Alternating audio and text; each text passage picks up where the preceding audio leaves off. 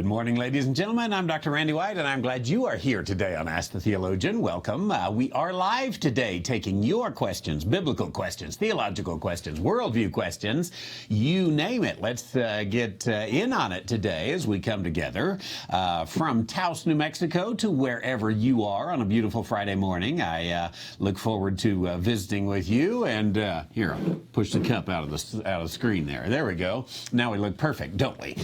For our program this morning. I hope you'll ask me about dispensationalism and rightly dividing the word of truth and anything else on your mind as we come today to consider the things of rightly dividing the word here on this Friday morning. Once again, live taking your questions. And I do want to, I want to speak to something here for just a moment.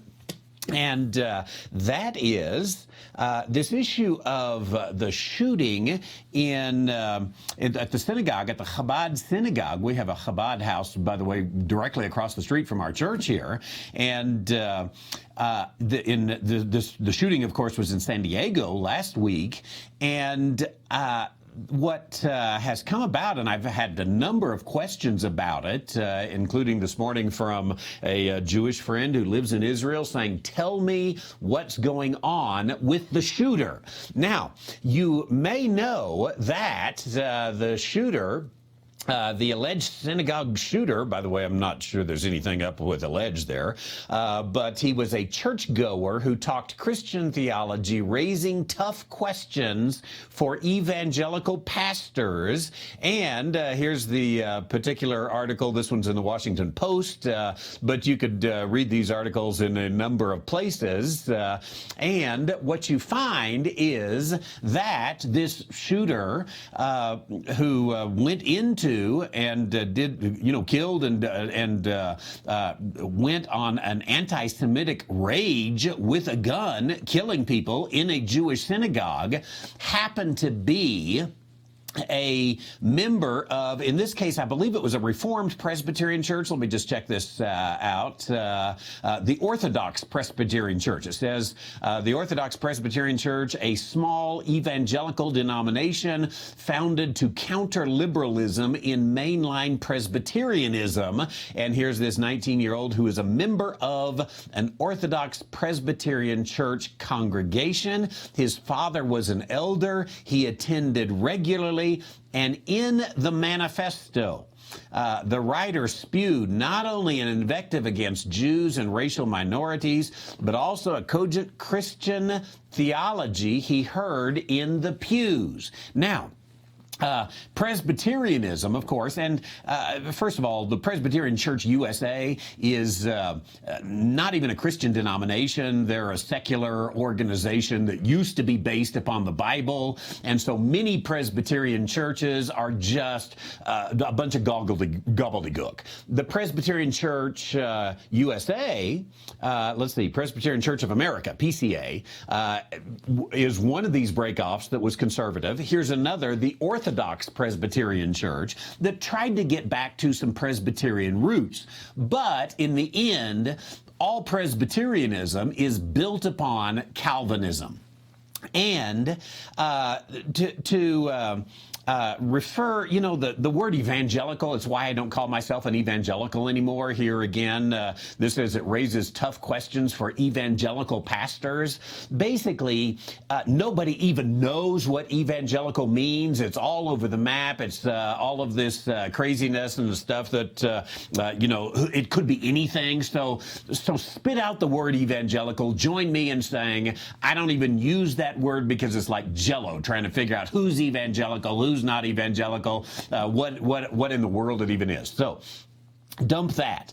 What we have here really is tough questions for Calvinists, because that's what all of this is based on. Now, I have not read the manifesto. I want you to know ahead of time. I believe that in most places, I'm sure you could find it somewhere, because nothing disappears completely in our world today. But in most cases, the manifesto has been removed. But according to the Washington Post, anyway, much of the manifesto has to do with Calvinism and this Calvinist regard, this Calvinist theology. Now, A couple of things that I want to say. First of all, Calvinism does have a problem with anti-Semitism.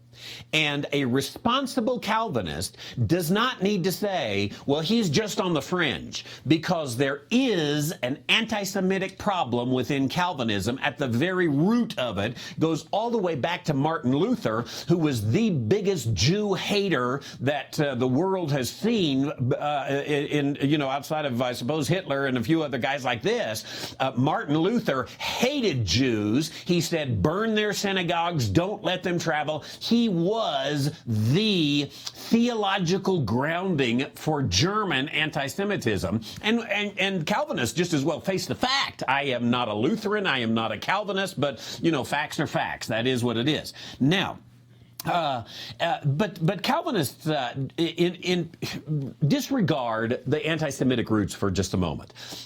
Calvinists have a problem in that God, in a Calvinist mind, God ordains everything. And if you're a Calvinist and don't believe that, by the way, I think either you're not a very good Calvinist, you're not a consistent Calvinist, or you're not a Calvinist. Calvinists believe God ordains everything. I present to you as some evidence. Let's go to Kevin DeYoung. I've mentioned this article before. It is on the Gospel Coalition website. It's been there since 2009. It should be taken down from the Gospel Coalition. The Gospel Coalition has nothing to do with the gospel. The Gospel Coalition is, I think, a very dangerous site that really is, it's a Marxist coalition, basically. Calvinist Marxist coalition is what it is. Now, Kevin DeYoung puts this article in 2009 called All Things in Fact. All things. Let's just jump down. He says the definition of Protestant, of providence, that's the invisible hand of God, in the Catechism, the Heidelberg Catechism he's referring to, is stunning. He says, all things, yes, all things come to us not by chance, but from his fatherly hand. Did you catch it? All things, yes, all things. He goes on to say, well, how would the Heidelberg Catechism, particularly the Lord's Day, number 10, help you minister to someone who lost a loved one in Afghanistan? I'm usually disappointed to hear students, he goes on to say, if we look down into the article. Let me find, if I can type here, there we go. I knew the word economic was in there. He says, there are no accidents in your life. Nothing has been left to chance. Every economic downturn, every phone call in the middle of the night, every oncology report has been sent to us from the God who sees all things, plans all things, and loves us more than we know. Now, that says God planned all things. He therefore planned that this sick Jew-hating maniac would go into that synagogue and would shoot those Jews. That is exactly what he says. I don't care if I'm losing my temper on this. That is Calvinism. And I disregard it 100%. I'm not an Arminian. That's the other side. I'm not an evangelical. Don't put me in those buckets. But Calvinism has this huge problem in which they cannot say that this sick maniac was fueled by their sick theology. They've got to come to grips with this, because this is what it is. Now, here, if you're trying to figure out how in the world does Calvinism lead to anti-Semitism? Well, it's because Calvinism, at its very base, believes in replacement theology. Replacement theology is that the church has replaced Israel. The church is the new Israel. And Calvinism, Reformed theology, that is their theology. It's a Catholic theology, and they didn't reform on that. In fact, most Reformed theology today is more Catholic than it is Protestant. And it again, is based upon the fact that we are the new Israel. Listen, we're not the new Israel. We're not the old Israel. We're not part Israel. We're not Israel at all. We are the church. That is very different. I happen to be an American. I'm not a Canadian. I'm an American. I'm not a Chinese. I'm an American. I'm not a Brazilian. I'm an American. I'm not an Israeli. I'm not a Jew. I'm a Gentile. I am a part of the church. Those things can completely be separated. And God has a plan for the nation of Israel and for the Jewish people, which is one of the reasons, I think, by the way, why the devil works through young men like this particular young man right here, who got filled with the devil through Presbyterian theology. And the devil used him, and he allowed the devil to use that. And I'm convinced that we do have to face up to the fact that Calvinism does lead here. It did for Martin Luther and Hitler. It does for this guy and what happened in San Diego. Now, here's for a Jew out there who's wondering, what Christians can I trust? Because certainly you couldn't trust that Christian. And certainly you can't trust Martin Luther. And certainly there's been a lot of Jew hate. You know, speaking of the Christ killers, Jews as the Christ killers, and you know, the Jews. There's been a lot of that come out of the church, all of it from replacement theology. Every bit of Christian-based anti-Semitism comes from replacement theology. How then do you know? How does a Jew know? Is this Christian, does he have replacement theology, or does he not have replacement theology? Now, I think the easiest way to look at this, by the way, is look at this one thing. Here is the tattletale. Does that congregation baptize babies? Do they baptize babies? If they baptize babies, there is a chance that they hate Jews. Now, you say, what in the world does that have to do? Because to come up with any kind of theology for baptizing babies, which clearly is not in the Bible, to come up with a theology for baptizing babies, you have to have replacement theology. That's all there is to it. You have to go in and say that circumcision has been replaced by the sign of the covenant now, which is baptism. Listen, baptism is no sign of the covenant. It is not at all. That is bad theology. If you're in a church that believes that baptism is the sign of the covenant, you need to call your pastor today, say, I'm never coming back. I'm sorry, unless you reject infant baptism, I am never coming back. I will not be there this Sunday, nor don't even try to make a soft landing. Just say, I'm not coming back. Because that kind of theology, it says we're under the new covenant, we're sealed in this new covenant, we're a part of we are the new Israel. Now, once again, I realize I've got some very strong words on here, but I think that if you believe that God causes everything, as the Gospel Coalition teaches, if you believe that God has ordained absolutely everything, then God is the one that initiated the attack in Poway, California. Or Poway, I'm not sure how you pronounce that. In Southern California at the Chabad house. God did that. I will not touch with a 39.5-foot pole any kind of theology that believes that God did that. That was evil, pure, unmitigated evil. It grew out of a young man, and certainly I don't even want to blame the Orthodox Presbyterian Church on here, because they likely are not directly teaching anti-Semitism, but they're directly teaching replacement theology. And when you directly teach replacement theology, that means there's no place in this world for the Jewish people anymore. They are the people who they just killed Christ, and there's no purpose for them in the world anymore. And it grows that. And any kind of Christian anti-Semitism has grown out of replacement theology.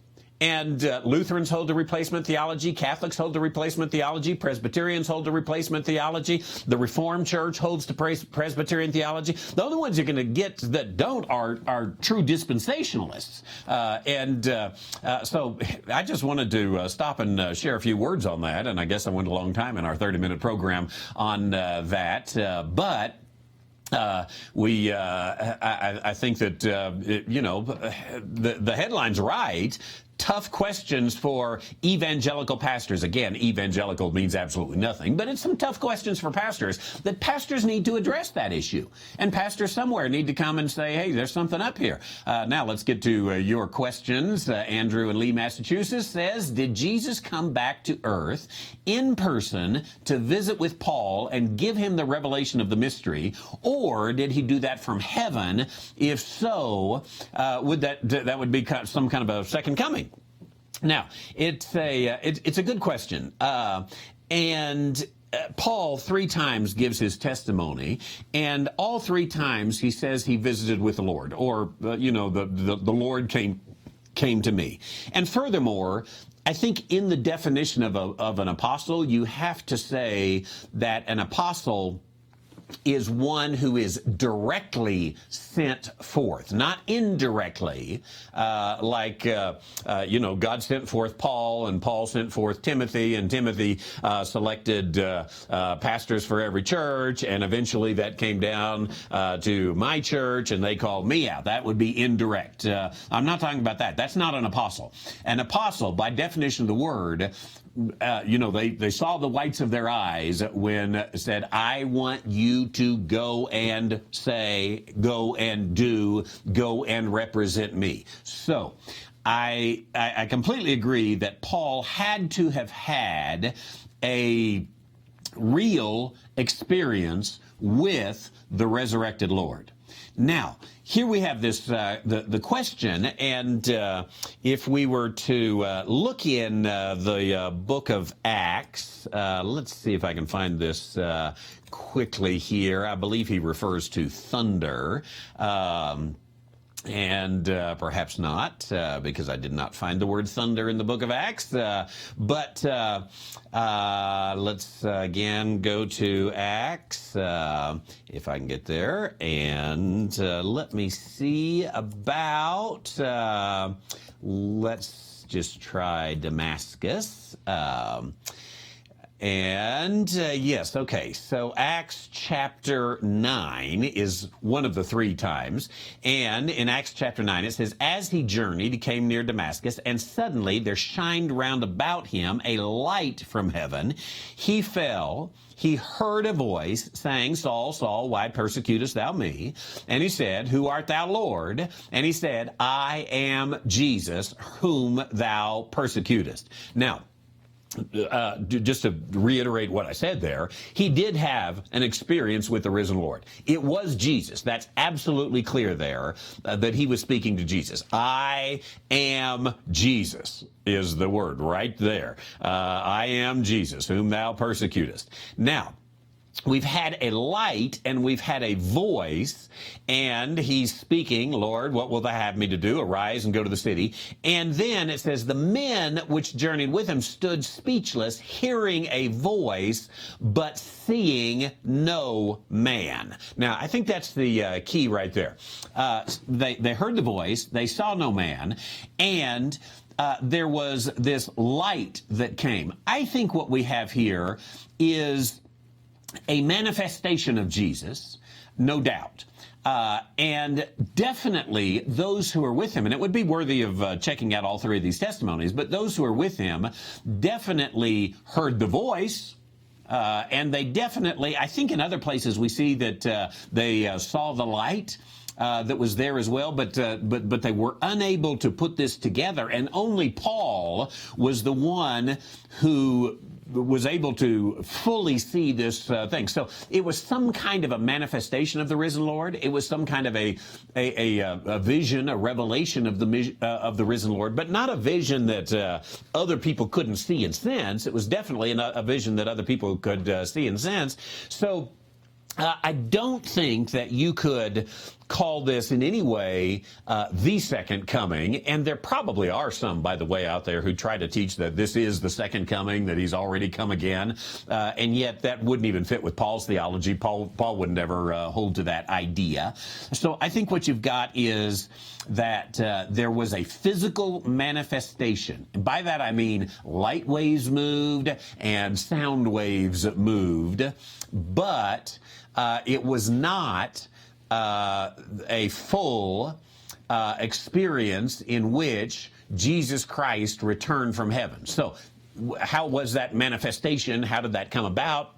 I don't know completely how you put that together, but it was in that then that Paul had the revelation of the mystery, the beginning of the revelation of mystery. I think that when he went to Arabia, he had the full revelation of the mystery that was given to him. He doesn't really tell us how he received that, other than God gave it to him. We hear him talking about being caught up into the third heaven at one time. And so really I think, yeah, he did visit with Jesus. It was in person in a physical manifestation. I wouldn't, I don't know that I would go so far as to say that Jesus in the flesh, other than maybe he was covered in light and sound, because the others there couldn't see him. So it was a different kind of manifestation than you have, for example, at the road to Emmaus, when the two, were walking with Jesus through that time. Thank you, Lee, Massachusetts, for that question. Laura, you're right. Tough questions often are out of bounds. This is going back to what I was saying about Calvinism earlier. And whatever stripe of doctrine it is, Christian doctrine. Maybe it's evangelical doctrine, which is a whole bunch of nothingness. Maybe it's Catholic doctrine. Maybe it's Calvinist doctrine. Maybe it's even dispensational doctrine. And there's a whole lot of saying, don't ask tough questions. We don't allow tough questions. And I think it's better to say, hey, there's some tough questions we need to get into. We need to deal with. I think that it's a shame that most dispensationalists won't deal with some of the things that you get in the early to mid part of Acts, for example, and they just immediately set that off and are not going to talk about that. The Reformed theology the same way about the anti-Semitism, which has come from Reformed theology. They don't want to speak to that. The fact that Reformed theology promotes baby baptism, the so-called Baptist Reformed, they don't want to talk about that because they reject it. They don't want to admit, you take a Al Mohler or a John MacArthur who don't baptize babies, but man, they sure would, before he died, they sure would huddle up with R.C. Sproul, who very much taught baptismal regeneration and by baptism and how that sealed a child in. They don't mind. They need to answer the tough questions just like I do in dispensationalism. And sometimes we have to say, hey, there's some inconsistency here that I've got to deal with, and maybe I have to leave the fold. Someone wrote me a little compliment earlier. And it was by email, and said, it doesn't seem that you camp with any groups. And I took that as a compliment. I'm a dispensationalist, but a lot of dispensationalists don't like me. I have a Baptist heritage, but almost all the Baptists don't like me. And I think that maybe what we do when we answer the tough questions is we come in to say, hey, you know what? I'm just going to go with the Scripture. That's it. I don't really give a hoot what the Baptist doctrine is, what the Catechism says, what Martin Luther said, what E.W. Bullinger said. I'm not at all going to base my theology there. And it's so hard for people to get to that point because it's sometimes easier for us to say, I am a Lutheran or a Bullingerite than it is to say, I'm just going to study the Scriptures. It's going to take me a long time. It might be 4 or 5 years before I've got this one worked out, but I'm going to go on this journey. And I would rather go on that journey through all of that. And bring that about. Pastor Drew down in Georgia, seems that Peter and the kingdom apostles only ministered to the kingdom saints of the little flock before and after the nation was set aside, especially by looking at Galatians chapter 2, verses 7 through 10. Now, let's analyze this for just a moment. Peter and the kingdom apostles. We're going to say the 12 apostles, Matthias replacing Judas. Those 12 apostles, it seems that they only ministered to the kingdom saints, that is, believers of the 12 tribes of Israel. And that they only did this before and after the nation was set aside, especially by looking at Galatians chapter 2, verses 7 through 10. Now, let's consider Galatians 2:7. It says, contrariwise, when they saw, this is the 12 apostles, by the way, when they saw that the gospel of uncircumcision was committed unto me, as the gospel of circumcision was unto Peter, for he that wrought effectively in Peter to the apostleship of the circumcision, the same was mighty in me toward the Gentiles. And when James, Cephas, and John, those again are this actually is the brother of our Lord, but Cephas and John, Peter and John, were the 12 apostles. James, by this point, I believe I'm correct in this, by this point, James the apostle has already been martyred, and so this is not the brother of John, but this is James, the brother of our Lord. They seem to be pillars. When they perceived the grace that was given unto me, they gave to me the right hand of fellowship, that we should go unto the heathen. Heathen, by the way, has grown to take a different meaning. It basically means to the foreigners, to the non-Jews, and they unto the circumcision, only that we would remember the poor, the same we were also forward to do. But when Peter came to Antioch, I withstood him because he was to be blamed. Now, you're exactly right. I think that Peter never went beyond the nation of Israel. He never taught. I don't know if he ever traveled. At one point he goes to Babylon. Certainly he says so. I don't think he ever went to Rome, by the way, to talk about pulling out the rug on Catholic theology. I don't think Peter was ever in St. Peter's Basilica. I don't think he died there. I don't think he was buried there. I don't think he ever saw the city of Rome. Can't fully prove that, but there's more in the Bible on my position than on his. But I do think that you're exactly right. Peter never went to the Gentiles because he was entrusted to the gospel of the circumcision. Now, where I'm going to differ a little bit or dissect your question just a little bit is that you say that Peter and the kingdom apostles only ministered to the little flock before and after the nation was set aside.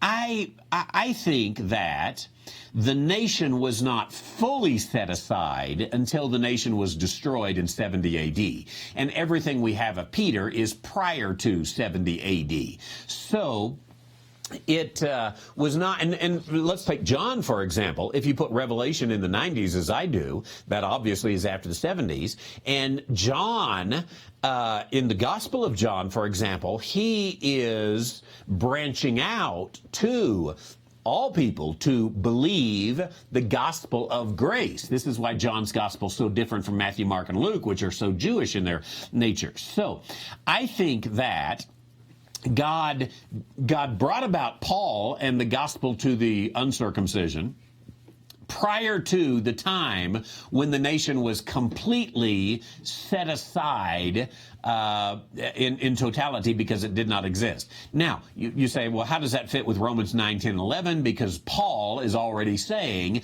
the nation of Israel was under a partial blindness. So there was some setting aside. I think there was an overlap here, as I've said many times before, that the message of the kingdom was being proclaimed as long as there was a nation which could receive that message. Now, you take, let's say, Peter comes right here at the knuckles. That's, Paul comes right here. And maybe John the Baptist is back here, and Jesus and the ministry and the crucifixion, all this. Here we've got I need a chalkboard, don't I, instead of just a poem. But we've got the Pentecost and Peter presenting the message of the times of refreshing to the nation, and they reject it with Stephen, and there's the introduction of the Apostle Paul. But the nation does not just stop right there. There still is a Sanhedrin. We see them afterwards. There still is a high priest. There still is a priesthood. There still is the functioning of Judaism in the temple. So there is the potential that that nation could repent, could turn and be converted, repent and be converted. Even after the Apostle Paul comes, the nation could happen. And that happens up, let's call this 70 AD. From this little time in here, you've got an overlap because you've got Paul's ministry that's already beginning out in the nations, but you've got Peter's ministry that's continuing until there's no way that the nation can, as a nation, make a decision anymore. Judaism is not functioning as they knew it. It's functioning as we today know it, which is trying to make an attempt of making Judaism work without a temple. But it didn't. There was. After 70 AD, there was no way to make a national religious decision. I would say that is true today about the nation of Israel. The nation of Israel, the modern nation of Israel, can make a political decision, but they can't really make a national religious decision. There's a chief rabbi in Israel, but within Judaism itself, he only has some authority within the nation of Israel. And so, who's the Sanhedrin? How do they go before the Lord in the temple? All this, it can't happen today. So someday that'll happen. And when that can happen again, when the nation of Israel, the Jewish people, can make a national decision, I think that's when the kingdom offer comes back. Now, I think we'll be raptured out of here by then. So I completely agree with you, Pastor Drew, that what you've got is, you're right. Peter never ministers to the Gentiles. Peter never ministers to the church. That affects how we read 1 Peter and 1st, 2nd, 3rd John, I think as well, by the way. I think the book of Hebrews was written by Paul to the Jewish people, giving them, right here, the book of Hebrews is at 68, 69 AD, saying, hey, you're about to lose your ability to decide. And I don't know how long it's going to be put off. And how shall we, the Jewish nation, escape if we neglect so great a salvation that's available in the kingdom? And so the essence of your question, I completely agree with you. On some of the details, I would outline that just a little bit differently. But I think you're right. Peter and the 12 only ministered to the little flock, as it's called, as Peter calls it, or to the kingdom saints that is there. And boy, time flies, doesn't it? Let's see, on Facebook, John says, can you speak on Malachi chapter 2, verse 3, which says, behold, I will corrupt your seed and spread dung upon your faces, even the dung of your solemn feasts, and one shall take you away with it. Now, the question, can you speak on it, is not much more than that. I think this is one of those where we've got to pull in the full context here. And then we're going to have some great prophetic insight. Let me just attempt to barely address it. First of all, if you back up to chapter 2, verse 1, O ye priests, this commandment is for you. If you, priests, will not hear, and you will not lay it upon your heart to give unto my name, saith the Lord of to give glory unto my name, saith the Lord of hosts, I will send a curse upon you, priests, and I will curse your blessings. Yea, I have cursed them already, because you do not lay it to heart. Behold, I will corrupt the seed, the descendants of the priests, and spread dung upon your faces, and dung on your solemn feasts, and one shall take you away with it. Or that word one is added in there. Let's see what Young's literal does. Lo, I am pushing away before you the seed, and have scattered dung before your faces, dung of your festivals, and it hath taken you away from it. That looks like they're interpreting it as it, the dung, has taken you away with it, and I would presume here the dung is probably the curse. Let's see. So I've spread dung upon your faces, even the dung of your solemn face, and shall take you away with it. Let me look at one more. Let's look at the Darby and see what it has to say. I will rebuke your seed and spread dung upon your faces and dung upon your feast, and they shall take you away with it. Okay, so what we've got, it would be interesting, and what we need, and I suppose what John is probably mostly wanting to comment on, is that which I'm not going to comment, is who or what is this one that shall take you away? Obviously here we've got a curse, and I think that what we have to do is say this is a curse upon the priests, and somehow this curse, referred to as dung here, is going to take you away with it, or someone or something is going to take you away with the curse. Now, let me give a huge red flag here. I haven't studied Malachi. It's one we ought to do in our Thursday night Bible studies because it's short enough to get a handle on and has some very interesting things and is often misused. But it looks to me like we've got a curse upon the priesthood that is going to destroy the priesthood. So maybe even this gets into what we see by the time we get into the New Testament, in which the priesthood, the high priest, is gone by the New Testament days, and by 70 AD, as we mentioned, the priesthood itself is gone and has not been resurrected since, and so has been taken away. Maybe this is a prophetic word for that. I'm going to leave it at that pretty big maybe, because I haven't taken enough context here to carry all of that out. But certainly a curse that's given here goes on in verse 4. You priests shall know that I have sent this commandment unto you, that my covenant might be with Levi. Again, that's the Levitical tribe, saith the Lord. My covenant was with him of life and peace. I gave it to him for the fear wherewith he feared me, and was afraid before my name. The law of truth was in his mouth, and iniquity was not found in his lips. He walked with me and did turn many away from iniquity. For the priest's lips should keep knowledge. It's definitely a condemnation upon the priests who are not the Levitical priests that they are supposed to be. In verse 8, you have departed out of the way and have caused many to stumble at the law. You have corrupted the covenant of Levi, saith the Lord of hosts. Therefore I have made you contemptible and base before all the people, according as you have not kept my ways and have been partial in the law. So I think that here's the danger in Malachi.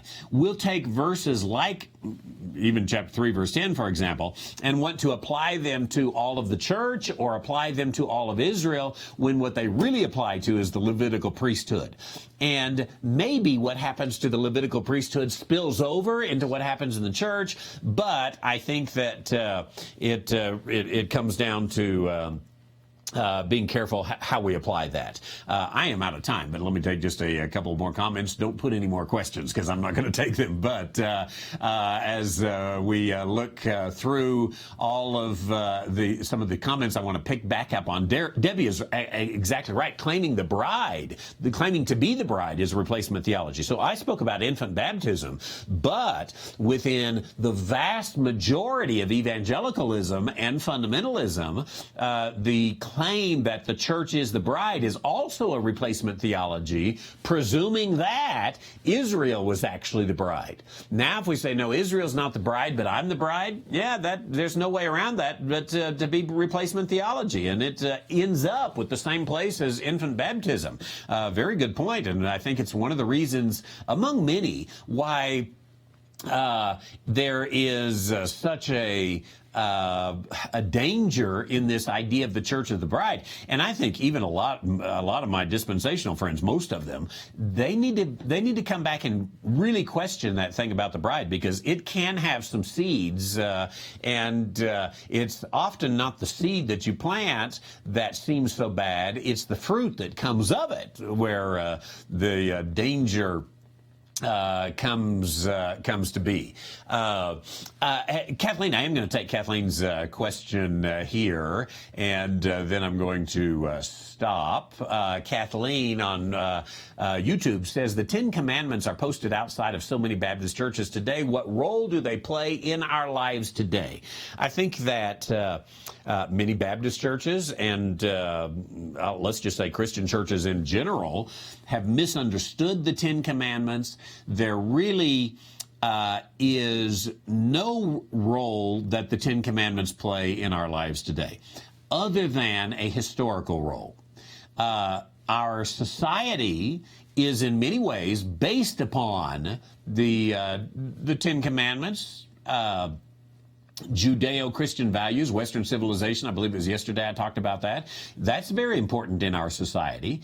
And we have a society that certainly would hold to the moral code, especially of the last 6 commandments of honoring your father and your mother and not stealing and committing adultery and stealing and all those kind of things. That's a moral code, but that's found in other places of the scripture as well. And even the Western civilization was built upon even the first 4 commandments, that there is a God and he takes precedent.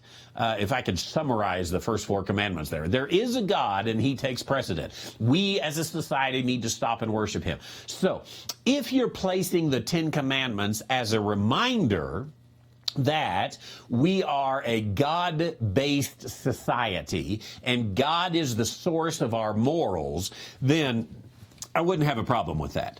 The problem comes in, again, the fruit that comes. We place them there, and then we say we're obligated. And then we say, well, we're obligated except for the 4th one, which we have amended to mean Sunday instead of Saturday. And then it's downhill from there on that slippery slope. I think it's better to say these are the basis of Judeo-Christian society. This is where our laws are from. This is the root of it all. But ultimately, it's God that's the root of it all. And we bring that out. So, there's an honorable place for the Ten Commandments. And I am not at all opposed to, a courthouse having the Ten Commandments out in front of it, or 10 Commandments posted in a schoolroom. You go down just several blocks from me. There's the old courthouse in Taos County, New Mexico, and it's got beautiful artwork that I wish every American could see and was in every American courthouse, because it has Judeo-Christian values seething forth in all of that artwork. And right up at the front, above where the judge would have sat, it has a picture of Moses, and it says underneath there, Moses the lawgiver. Now, again, you put that in, put it in the Senate. Let Nancy Pelosi see that. I would be all for it. I would raise money to pay for it to happen. You've got it in the Supreme Court of the United States of America. I've not been in the Supreme Court building, but Moses the lawgiver is there. So, the Ten Commandments are the easiest way to summarize what is at the base of our Judeo-Christian society. And all of what it symbolizes is God exists, we believe he exists, and we go to him as the standard for right and wrong. And that's what the Ten Commandments are advertising, if you will. So, taken in that regard, I think there's some positive sense to it. Again, the problem is we're free from the law. We are under grace today. So theologically, to put it out in the foyer of the Baptist church or something without some explanation does cause some problems there, and I think we ought to answer that tough question. Well, I've taken our 30 minutes and gone 47, but a lot of it was my commentary at the beginning, so I wanted to give you your money's worth today. Thank you all for those of you who click the donation button every now and then at randywhiteministries.org. I appreciate it. I hope you go to dispensationalpublishing.com too, buy a few books, lots of commentary that I haven't fully read in the comments today, and I appreciate that. Click the like button, click the share button, click the subscribe button if you're on YouTube. And, I think, let me just check this real quick before we go. And, there we are. Let's see, I'll bring up, look at that right there, 2,998 subscribers. If 2 of you right now would click subscribe, then that would put us over the 3,000 mark. And then how about another 1,000 of you go do that too? So just click subscribe there. It helps in this regard. Google, one of these days, I've got on my, this is my notes right here for my commentary. And number 1 today was the replacement theology issue in the Jewish synagogue. Number 2 is tech censorship. Well, one of the things I know is that Google, who owns YouTube, the more subscribers you have, the more they share that with other people. So it helps when you click subscribe, when you click like, when you click share, all that kind of stuff. We appreciate that. That's really a means of making a donation, and I appreciate all of you who do that. Thank you very much. Again, thanks for the extra time today. It's been a joy to be with you. It's a beautiful Friday. I'll be back this Sunday. And this Sunday, we are not having Acts Bible study, but we are having 30 practical doctrines that you need to know. And because of some local programming, we're off on the book of Acts this Sunday in our Bible study time at 9:45. But the preaching time at 11:15, I'll be here live, ready to go. Look forward to seeing you then. If you need to send a question in advance, it's question@randywhiteministries.org. Until next time, I look forward to seeing you in the Word.